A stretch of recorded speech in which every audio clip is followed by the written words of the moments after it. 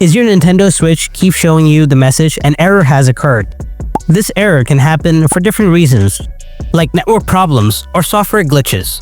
In this video, I'm going to show you how to fix the "an error has occurred" problem on your Nintendo Switch. So let's get started. Method 1. Fully power off your Switch.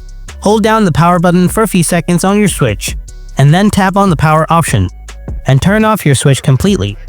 Then turn it back on, and check if the error is gone. Method 2. Delete corrupted save data. From the home page, tap on System Settings.